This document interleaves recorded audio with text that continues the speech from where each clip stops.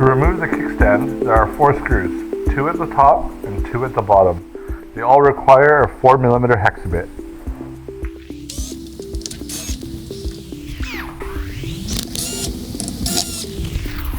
With all 4 screws removed, you'll be able to extract the kickstand and the outer mudguard. Now to install the kickstand, you see these ledges here, the kickstand at the bottom, there's this notch and it will sit right on that ledge.